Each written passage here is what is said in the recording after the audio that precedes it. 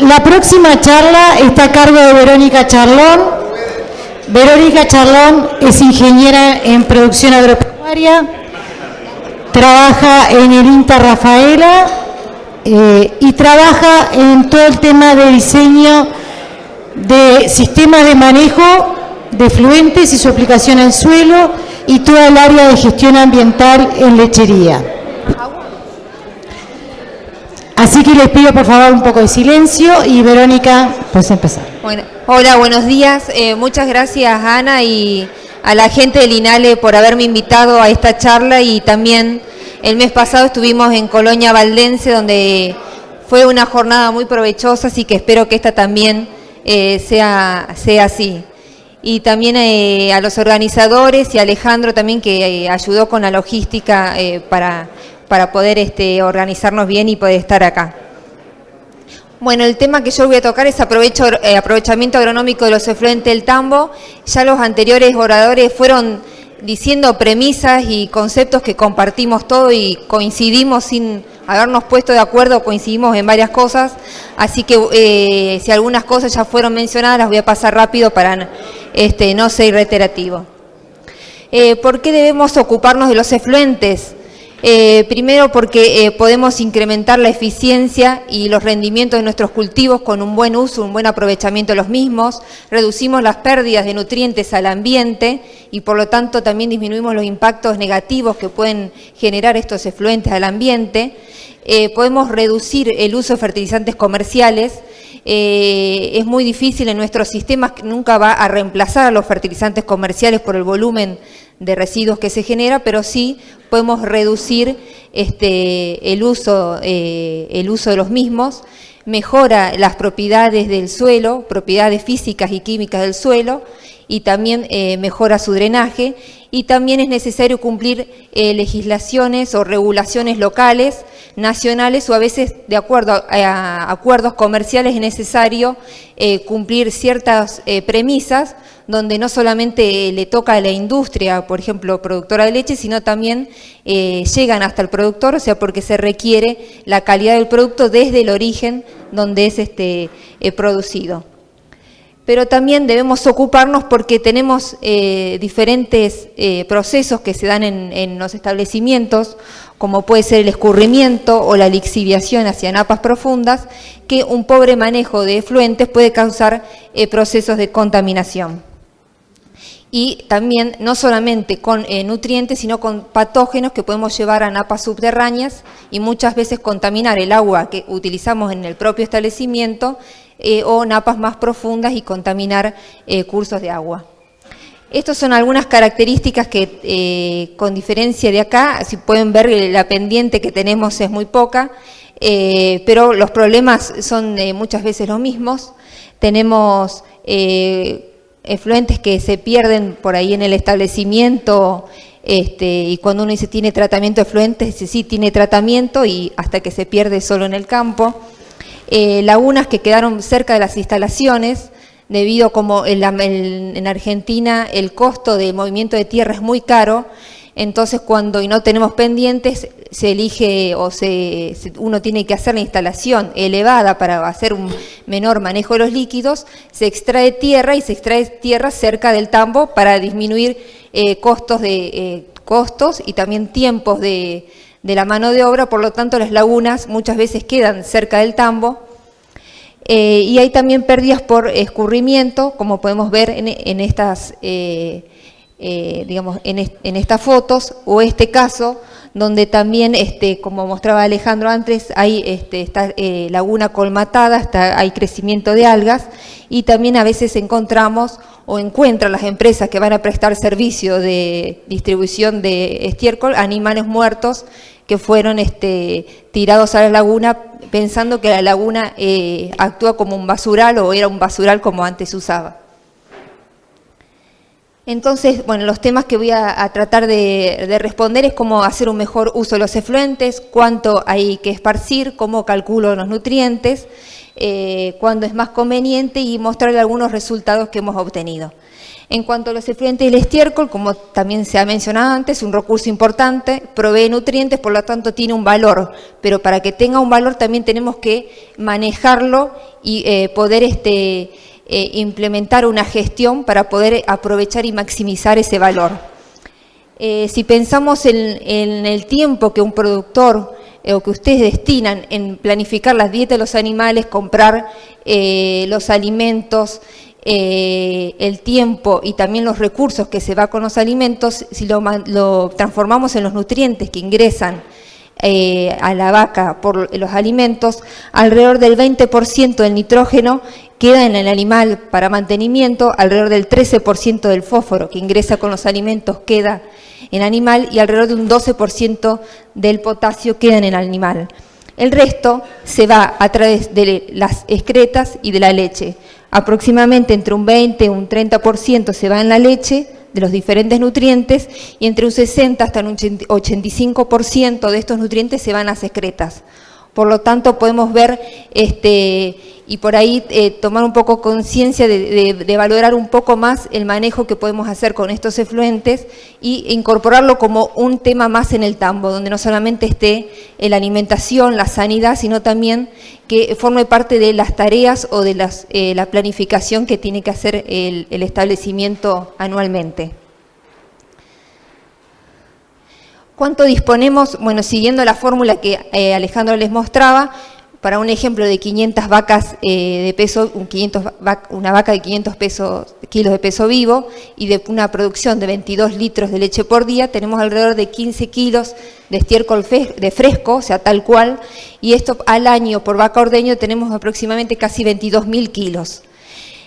¿Cuánto queda en establecimiento o en la instalación de ordeño? Nosotros tomamos un valor de 10%, también es verdad, como decía Alejandro, que por ahí en instalaciones que son obsoletas o puede haber malos ingresos, egresos o pisos que sean muy resbaladizos, los animales se excretan más y este valor puede ser mayor o los animales están más tiempo.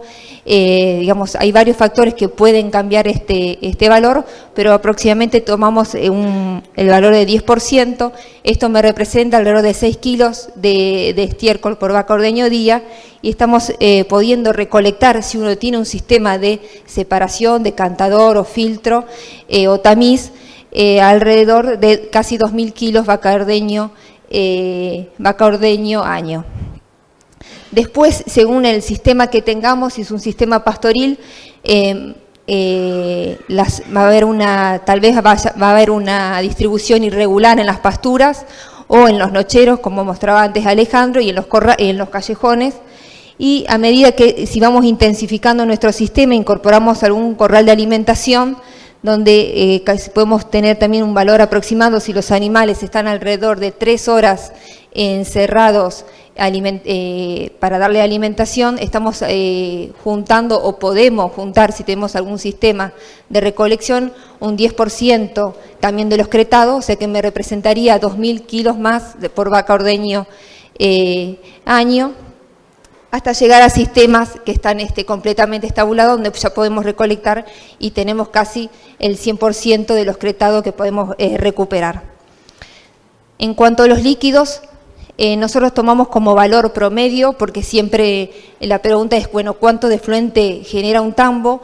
Tomamos como un valor promedio orientativo 50 litros por vaca ordeño día, pero la recomendación es que cada uno pueda identificar y cuantificar el consumo de agua que tiene su establecimiento, porque hemos medido en establecimientos que hay productores que tienen entre 20 y 30 litros por agua por día de consumo, hasta productores que tienen 300. Entonces piensen 300 litros por vaca por día, el tambo tenía 300 vacas, así que tenía más de 50.000 litros por día de agua, que después eso todos los días, ya al mes es una cantidad de agua que es muy difícil y costoso también manejar. O sea, cuanto mayor cantidad de agua, también vamos a tener un menor poder o valor fertilizante, porque hay una relación directa la relación entre materia seca del efluente o los sólidos que contiene el efluente y los nutrientes. O sea, mayor sólidos vamos a tener, ya sea, es un poco chico, pero para que vean la relación nomás, nitrógeno, fósforo y potasio, a mayor materia seca que es este eje, vamos a tener mayor concentración de nutrientes. ¿Qué características tienen los efluentes? Y este también es un trabajo, o parte del trabajo que presentó antes Alejandro, que hicimos con colegas de la UBA y otro colega chileno. Lo único que como no tenemos ningún chileno, le sacamos la columna en este caso. Y entonces, para que vean más que nada, era la materia seca y las características, los sistemas son muy parecidos, y también, como les decía antes, los problemas son muy parecidos. Entonces, cuando hablamos, no sé si se ve bien las imágenes. Cuando hablamos de aprovechamiento agronómico, tenemos que valorizar esos nutrientes que contienen los residuos orgánicos, pero tenemos que saber que están en dos formas presentes. En una forma inorgánica, que son los nutrientes que están disponibles rápidamente para ser utilizados por las plantas, y están también presentes en una forma orgánica que requieren un proceso de mineralización para que se vuelvan inorgánicos o pasen a formas inorgánicas y la planta lo puedan tomar. Esto se da naturalmente en el suelo y está influenciado por un montón de factores, que es la temperatura, la humedad del suelo, la textura, la porosidad, el clima, las características del estiércol que estamos trabajando y también los microorganismos. Todos estos factores es un proceso que se da en el suelo y hace que formas que están en formas orgánicas pasen inorgánicos y así el cultivo lo pueda tomar. Entonces, cuando hablamos de aprovechamiento agronómico, tenemos que tener en cuenta los nutrientes que requieren el cultivo donde vamos a aplicar el residuo o el efluente, o mejor dicho, el estiércol, los nutrientes disponibles en el suelo, o sea, lo vamos a aplicar en un suelo que ya tiene una carga de nutrientes, tenemos que conocerlo, y también si tenemos aplicaciones sucesivas de este material, como decía antes, hay formas que están en forma, especialmente nitrógeno, en forma orgánica y se va transformando con el tiempo. Tenemos que saber los nutrientes, las aplicaciones anteriores, para saber cuántos nutrientes se nos va a hacer esa transformación, o sea, se nos van a mineralizar y van a poder estar disponibles al año siguiente o en el cultivo siguiente. Algunos ejemplos, por ejemplo, en cuanto al nitrógeno disponible, aproximadamente cuando tenemos, bueno, esto es no es un corral, es no me sale la palabra, un depósito de sólidos. En este depósito de sólidos, o sea, este material sólido, aproximadamente 1/3 del nitrógeno es el que está en forma disponible, y cuando estamos hablando de las lagunas de efluente o las piletas, aproximadamente 2/3 del nitrógeno que está allí es disponible. El nitrógeno sabemos que es como nutriente, tiene un ciclo que es muy complejo, es muy variable también, como antes decía, ese proceso de mineralización se da por tantas variables que también hace que las formas en el suelo sea muy variable y puede haber diferentes cambios que se da, como por ejemplo se puede inmovilizar y las partes que estaban inorgánicas y que el cultivo las puede tomar, se puede transformar en orgánica y queda retenido el suelo. Puede ser al revés, transformarse inorgánico. También se puede perder por lixiviación, se pueden transformar a nitrato y perderse por lixiviación, y es lo que puede causar contaminación de aguas subterráneas. Y también se puede denitrificar y transformarse a nitrato y perderse o emitirse al aire por óxido nitroso o amoníaco.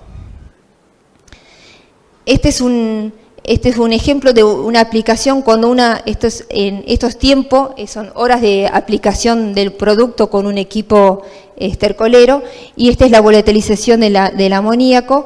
Podemos ver que estos son en horas, o sea que estas 20 horas, aproximadamente casi el primer día, se da el mayor pico o el mayor pérdida del nitrógeno por amoníaco, y luego se estabiliza.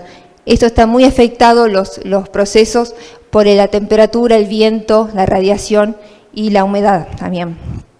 A su vez, hay otros factores, que es que si uno, por ejemplo, incorpora el efluente, hay una recuperación de un 50% del nitrógeno, o sea, 50% de lo que se está aplicando es rápidamente disponible. Y si uno, se reduce la volatilización de amoníaco.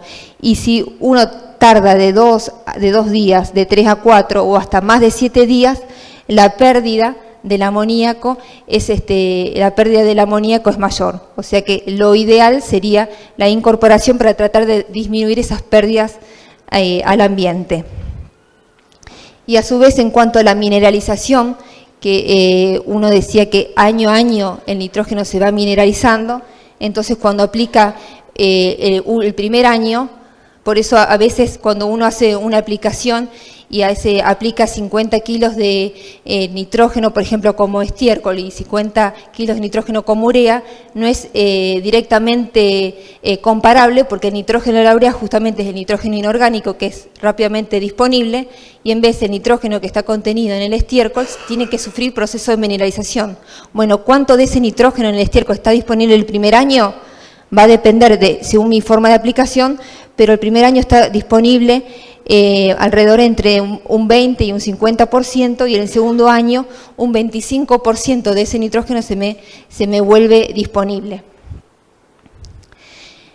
Hay otras variables que según el método de aplicación también varía la volatilización de amoníaco. Este es el primer caso donde hay mayor pérdida. Pueden ver que a medida que pasan los días de aplicación hay mayor pérdida de amoníaco. Este sería la aplicación con este equipo, que es un estercolero con una chapa en el sector posterior que hace un efecto de abanico, y este sería el tipo bandas, y hasta llegar al que tiene menos pérdidas, por supuesto, es el de inyección, pero también lo que nos pasa en nuestro sistema es que son equipos caros, y en muchos casos se utilizan material del estiércol en cultivos de siembra directa, donde no puedo incorporar al suelo con estos equipos. Entonces, lo que es importante tener un objetivo cuando se aplica el efluente, en este caso para el nitrógeno. Yo tengo un objetivo de producción, que yo a cuánto quiero llegar. Por ejemplo, si tengo un cultivo de maíz, ¿cuánto quiero llegar a producir en kilos de materia seca? Esto por tablas está en lo que cada cultivo, si es para silo, si es para forraje, una pastura, cuánto toma de nutrientes según el nivel de producción que uno quiere llegar. Entonces tenemos que saber cuánto aporta el suelo, cuánto nitrógeno va a aportar mi purín, mi efluente o el estiércol, y luego saber el aporte que tengo que agregarle de fertilizante para llegar a la dosis que voy a requerir para ese cultivo. Entonces, por eso cuando uno habla de uso eficiente de nitrógeno, lo puede medir o cuantificar de dos formas.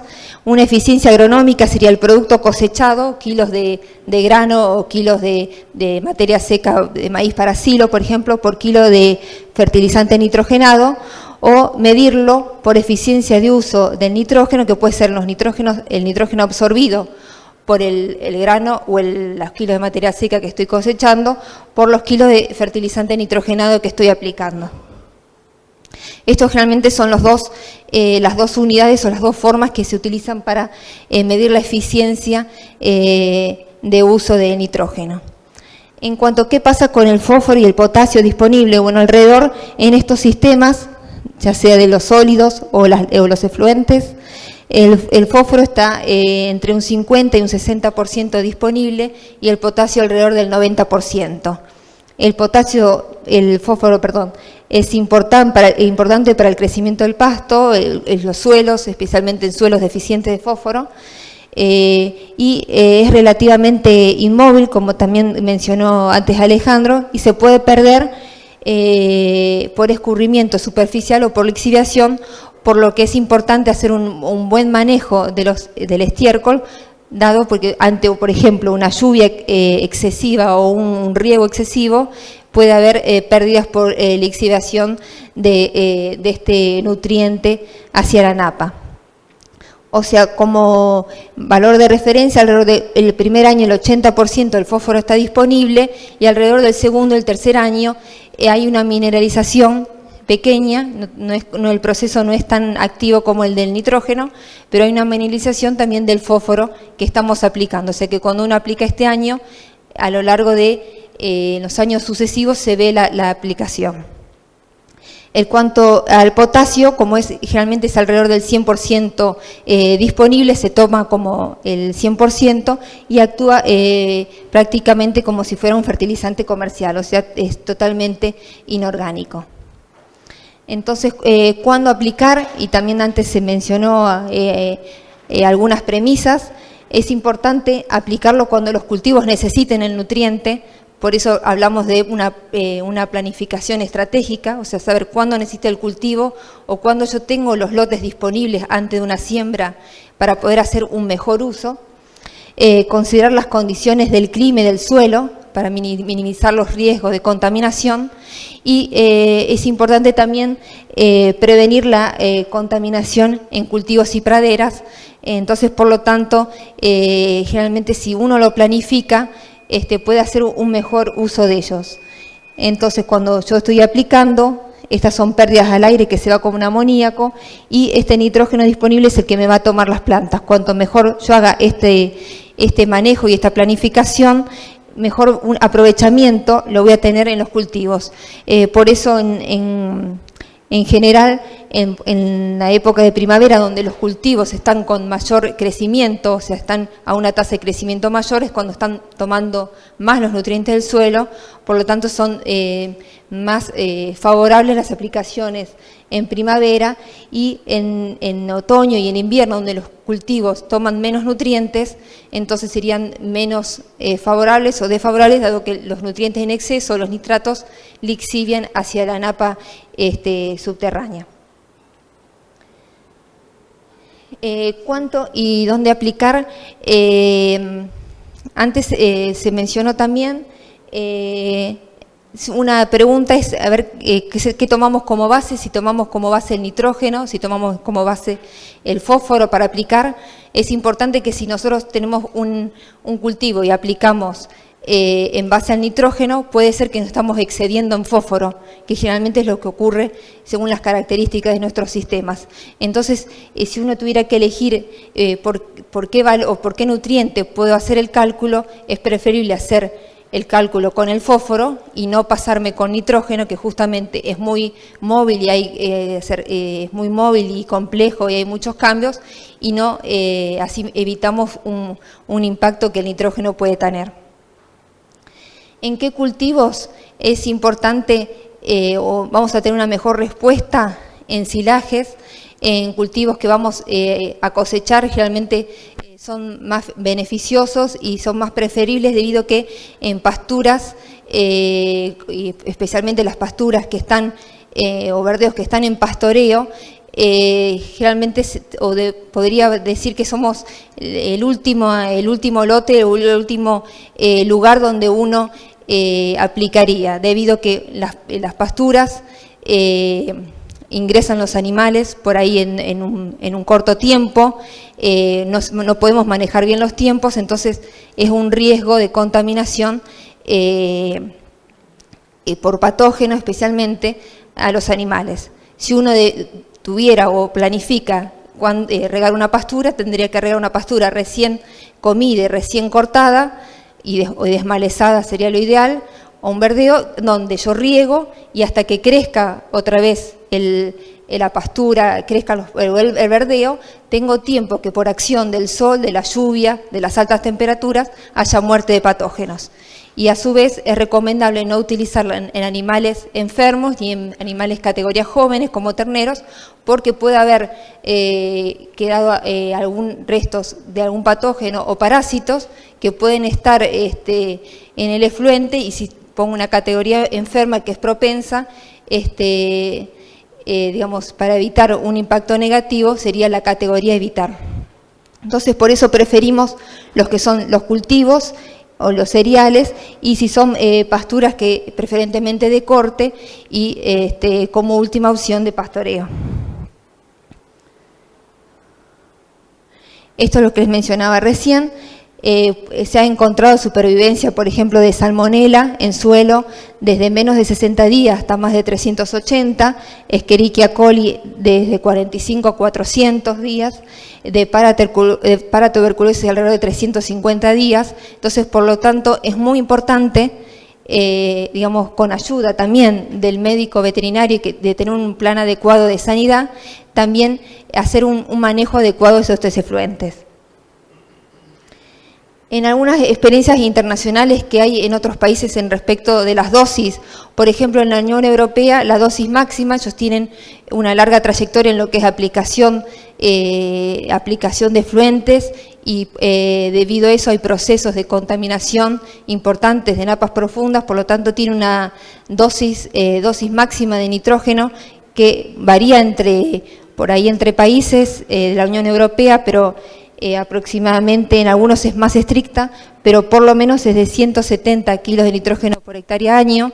En algunos países, como en Suecia y Noruega, hay problemas de acumulación de fósforo debido a excesivas aplicaciones, y también hay un límite de aplicación de fósforo entre 25 y 35 kilos de fósforo por año. En Estados Unidos hay otra serie de requisitos donde además de una dosis recomendada se le exige a los predios hacer un balance de nutrientes, planificar dónde va a ubicar o a disponer de ese excedente de nutrientes, como antes mostraba Alejandro, esos balances de nutrientes que muchas veces mostraban excedentes en fósforo. Bueno, tengo que demostrar y planificar y mostrar con un plano y detallado dónde voy a aplicar, en qué lotes esos residuos. Y también, por ejemplo, en Australia y Nueva Zelanda hay dosis máximas también de nitrógeno por hectárea año, y también en algunos casos como Australia también hay limitaciones en cuanto a milímetros por aplicación, donde la recomendación es no exceder más de 50 milímetros por aplicación, para evitar así una fuente de un riesgo por escurrimiento. Algunas recomendaciones de dosis orientativas que nosotros manejamos, que es alrededor, va a depender por supuesto de la cantidad de nutrientes que decíamos antes, del cultivo, del suelo y del estiércol, es alrededor de 50 metros cúbicos por hectárea para líquidos y 30 toneladas por hectárea para sólidos. No sé si se alcanza a ver, pero esta publicación después está subida en la página de NINALE, así que ahí pueden ver las fotos tal vez mejor. Esta sería aplicación de líquidos, digamos, esto que refleja es el líquido. Esta es una aplicación de 50 metros cúbicos, esta es de 100 metros cúbicos y esta es de sólidos, para tener una idea, una apreciación visual de cuánto sería ese volumen aplicado en el suelo. Este es un cálculo de dosis a aplicar, no los quiero marear con los números, lo voy a pasar un poco rápido, para que luego, si cada uno tiene o puede tener los cálculos de su establecimiento, el estiércol, los sólidos que está generando, puede poner sus números y hacer un cálculo de cuánto puede llegar a generar o recuperar o utilizar. Tengo un efluente en base a lo que decíamos antes, el promedio de Uruguay, de 1,05 de materia seca con 0,27 kilos de nitrógeno total por metro cúbico y 0,19 kilos de nitrógeno como amonio por metro cúbico, que es el nitrógeno inorgánico el que va a utilizar las plantas, y lo voy a utilizar o lo quiero utilizar en un cultivo de maíz para producir 70 kilos de quintales por hectárea, y para eso, según un trabajo en la cuenca del Salado del INTA, necesito 90 kilos de urea y 80 kilos de fosfato monoamónico. Entonces, yo tengo un nitrógeno total que es 0,27, esta es la unidad, son kilos de nitrógeno total por metro cúbico, menos el amonio, tengo este nitrógeno inorgánico que me queda en el suelo y por el momento las plantas no lo van a utilizar. Al año se me mineraliza alrededor de un tercio de este material, o sea que voy a tener disponible, si ya hice una aplicación previa el año pasado, 0,26, que me va a dar un nitrógeno disponible de 0,21 kilos por metros cúbicos de nitrógeno disponible. Si esto lo estoy haciendo con una aplicación de 50 metros cúbicos, una dosis de 50 metros cúbicos por hectárea, voy a tener, en cuanto de efluentes, por aplicación 11 kilos de nitrógeno disponible, que si lo quiero equiparar o comparar con urea, son alrededor de 24 kilos de urea. Entonces, con esta aplicación, o sea, mejor dicho, para cubrir los requerimientos de estos 90 kilos de urea, voy a tener que hacer 4 aplicaciones al menos, y si empiezo a contabilizar las pérdidas que hay por volatilización o pérdidas que se dan por volatilización o por el método que estoy aplicando, voy a tener que hacer 8 aplicaciones para llegar a estos 90 kilos de urea. En cuanto al fósforo, si tengo 0,06 de fósforo, como es un cálculo un poco más sencillo, tengo el fósforo disponible, son con la dosis de 50 metros cúbicos por hectárea, el fósforo aplicado son 3, para llevarlo a fósforo disponible, que en realidad es el pentóxido de fosfato, que es la forma con que está o como está compuesto, es la forma que está el superfosfato y el fosfato diamónico, son 6,9 kilos de pentóxido por aplicación. Si le resto en este caso, o mejor dicho, tengo el 80% disponible, por aplicación voy a tener, por aplicación, en este caso voy a tener 5,5 kilos de fósforo. Si lo equiparo al fosfato monoamónico, monoamónico, voy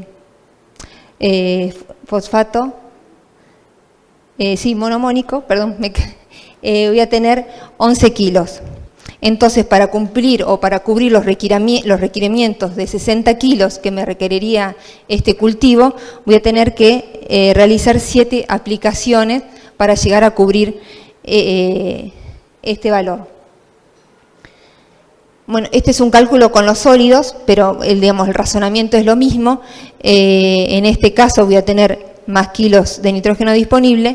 Con una aplicación de 4.600 kilos voy a cubrir el requerimiento que tiene este cultivo.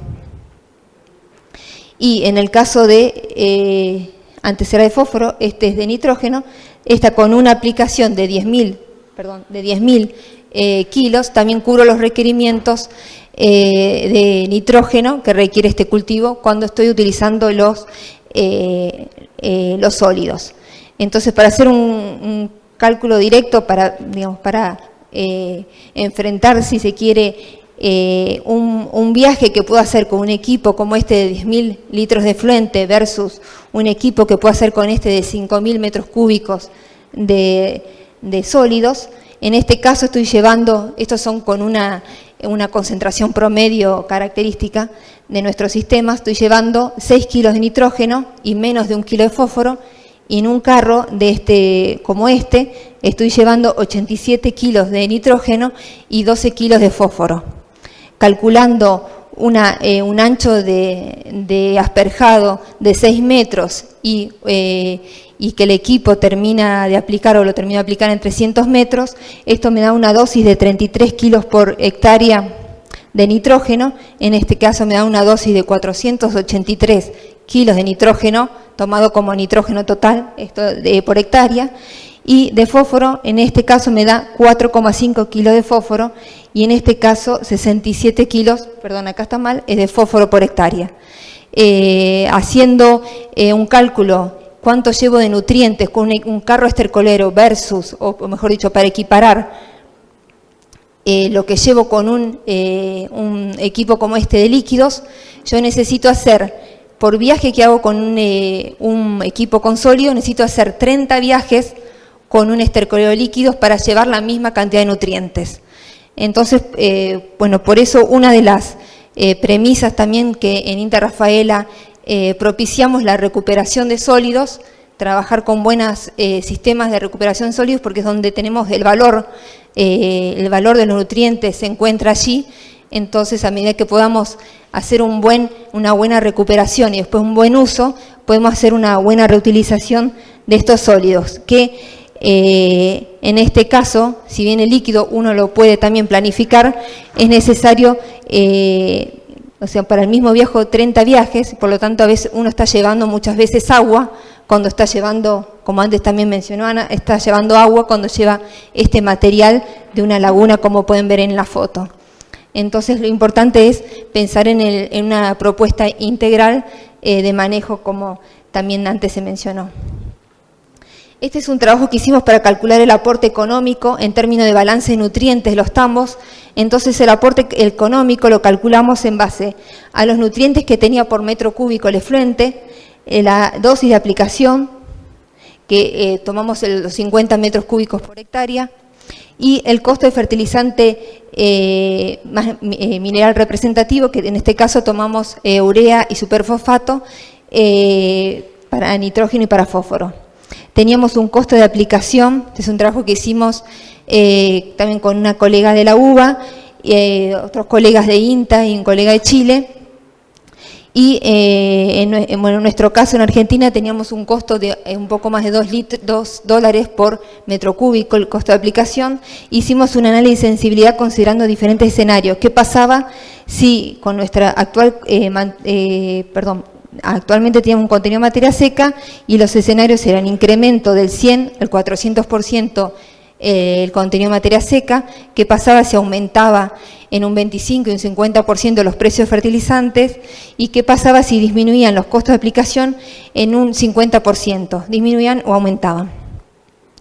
Los resultados medimos como balances positivos, o sea, el aporte económico era, teníamos un balance, era positivo cuando había un retorno por la aplicación. Con la actual materia seca, que no se ve, pero la actual materia seca era 0,6%, que es algo comúnmente encontrado en los tambos, o sea, hay una gran cantidad de agua. Solamente 1% de los casos era positivo, o sea que solamente tenía un balance, un aporte económico positivo 1% de los casos. Si incrementaba 2 veces el contenido de materia seca, ya me iba a 14% de los casos positivos, y si aumentaba 4 veces la materia seca, me iba a un 54% de casos positivos. ¿Qué pasaba si aumentaba el precio de fertilizante? El impacto no era tan grande, solamente un 3% era positivo, y un aumento del 50% de los precios de fertilizantes, un 7% se me transformaba en positivo, y en cuanto a los costos de aplicación, no tuvieron tampoco un gran impacto. Si aumentaba el costo de aplicación, al 50% no teníamos ningún caso positivo, y si disminuía el costo de aplicación, solamente aumentaba un 14%, donde podemos ver que la importancia está dada por el contenido de nutrientes, que digamos que el mayor impacto en el aporte, en la valoración que uno puede hacer del estiércol. Entonces, por lo tanto, cualquier cambio que podamos hacer en el contenido de materia seca y que impacta positivamente lo que después podemos recuperar. No sé si se alcanza a ver, pero los puntos azules sería nuestro contenido actual de materia seca. Este es el valor 0, o sea que acá no pierdo ni gano nada aplicando efluentes, y a partir del 0 para arriba es total digamos, el aporte económico. Con amarillo son los casos donde se aumentó 4 veces la materia seca.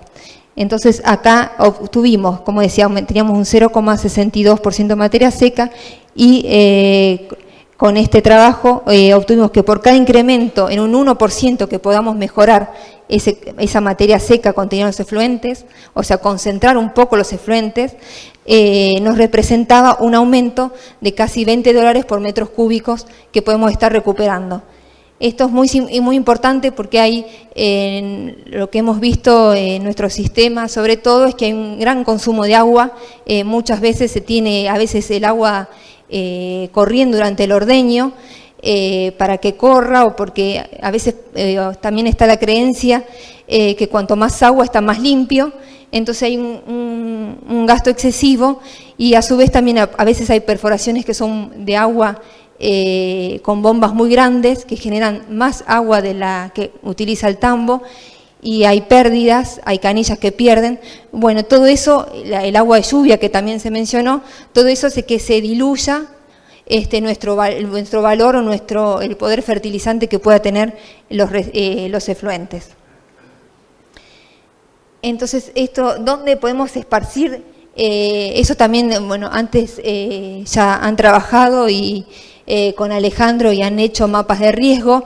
Es importante que cada uno en su establecimiento pueda tener los lotes identificados, ya sea lotes identificados donde no aplicar, como puede ser cerca de un curso de agua, cerca de un vecino, de un camino público, de una escuela, como tener lotes identificados que sí que puedo aplicar, que según cómo el año me coincida con la rotación, yo puedo aplicar, por ejemplo, lotes que son deficientes en algún nutriente, entonces puedo planificarlo en la rotación de cultivos y utilizar este efluente en esos lotes.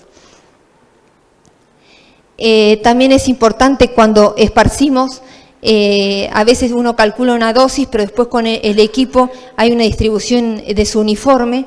En este caso hay solapamiento de las aplicaciones y entonces y a veces se da muchas veces en los potreros donde hay en las plantas se ve desparejos o plantas más altas, más bajas, o por ahí zonas que se perdieron porque hubo muchos solapamientos y quedó, digamos, encharcado el efluente, donde si quedó encharcado y después va una semilla, generalmente esta semilla no germina, o puede ir a plantas muy chicas, o era una pastura y quedó encharcado, donde quedó encharcado las plantas se mueren.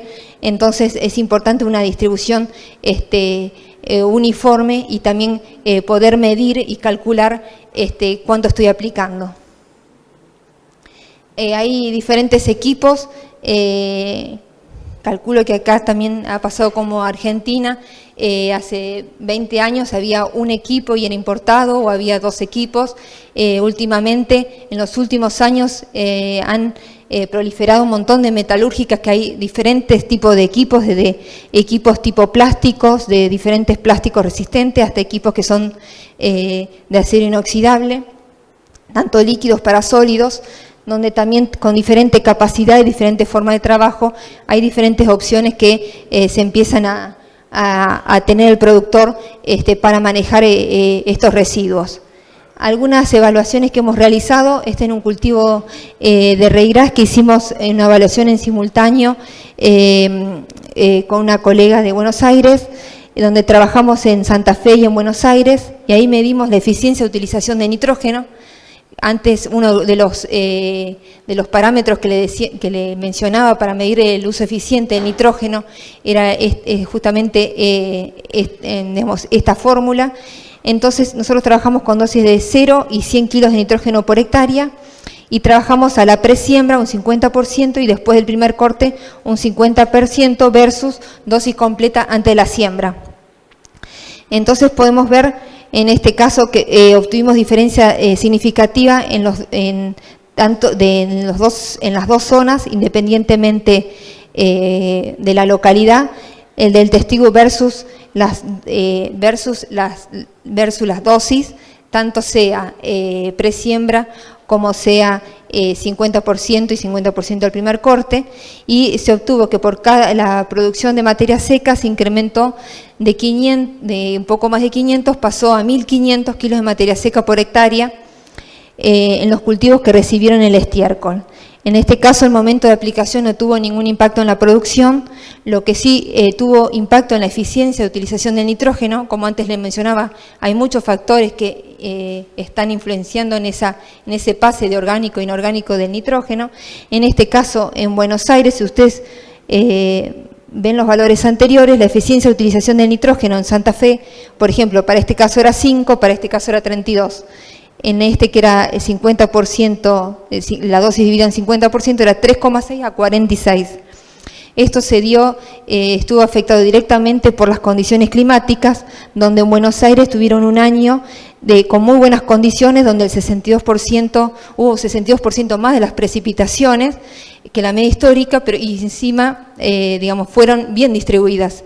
Entonces, este cultivo la pudo aprovechar bien y también el nitrógeno contenido en el estiércol se pudo hacer aprovechado, y en Santa Fe tuvimos déficit hídrico ese año, tuvimos menos de 60 milímetros de agua en el perfil de suelo, y esto afectó directamente la mineralización del nitrógeno. En otro cultivo también de avena, que también hicimos en dos, repetimos similar el ensayo en Santa Fe y en Buenos Aires. Tuvimos una muy buena respuesta, una respuesta positiva, y obtuvimos por cada, además de la eficiencia de utilización de nitrógeno, medimos los kilos de materia seca por kilo de nitrógeno aplicado como estiércol, y en este caso, independientemente de la localidad, obtuvimos 13,49 kilos de materia seca por kilo de nitrógeno agregado como estiércol.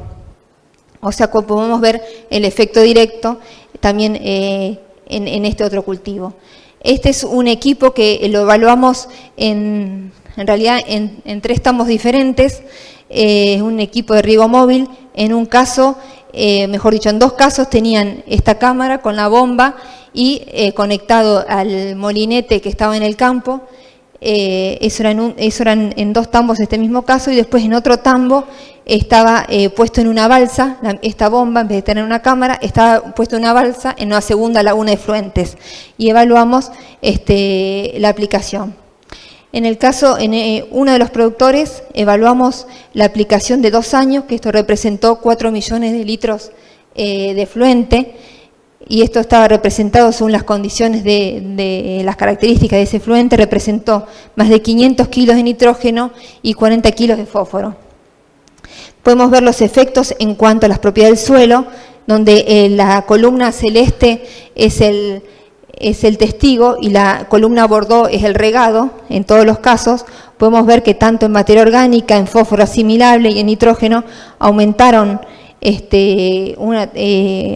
los contenidos de estos nutrientes en el suelo, pero también en el caso de la conductividad eléctrica aumentó en los lotes regados, y en el caso del sodio y el porcentaje de sodio intercambiable también aumentó en los lotes regados. Por lo tanto, es importante un seguimiento y un control de estos equipos. No entrar en los detalles del equipo en sí, solamente la parte de utilización. Podemos ver muy buenas respuestas, pero digamos, en este caso el productor, el agua de la zona, el agua y por lo tanto el efluente tenía un alto contenido en sales, y entonces por lo tanto es un aspecto también a tener en cuenta. Y si tenemos un efluente que es alto contenido en sales o alto contenido en sodio, uno debiera también considerar, además del aporte que hace de los nutrientes, considerar este aporte y tomar algunas precauciones. Por ejemplo, no repetir el lote que uno va a regar si estoy trabajando con este tipo de efluentes, sino rotar los lotes para así favorecer que gracias a las precipitaciones que se dan año a año haya un lavado por ejemplo, del sodio en el perfil de suelo. Entonces es importante, importante conocer qué tiene mi efluente. Si tengo mala calidad de agua, voy a tener generalmente un efluente que va a tener también esas características. Entonces también considerarlo. Bueno, esta es una casa ya de manejo, donde el aspersor o el molinete quedaba trabado, quedó trabado y el operario no lo vio, quedó funcionando, y donde queda funcionando por un exceso de nitrógeno justamente queda todo encharcado y se pierden todas las pasturas que estaban allí presentes. Este es el mismo equipo pero en otro productor. Este es el tambo, y tenía el molinete puesto en esta zona, en este lote, iba y venía el molinete, y este sector se tomó como testigo que no llegaba el molinete. Entonces se comparó testigo versus aplicado, y se hicieron algunas comparaciones de propiedades físicas y químicas del suelo.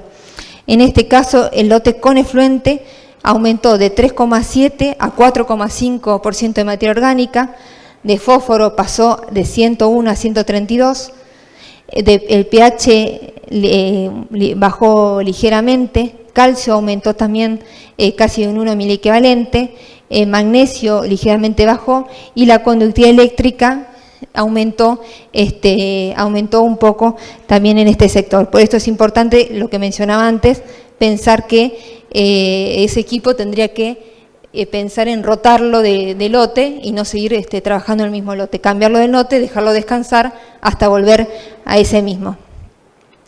En este caso, este aumento representó en fosfato diamónico casi 400 kilos de fosfato diamónico puesto por hectárea.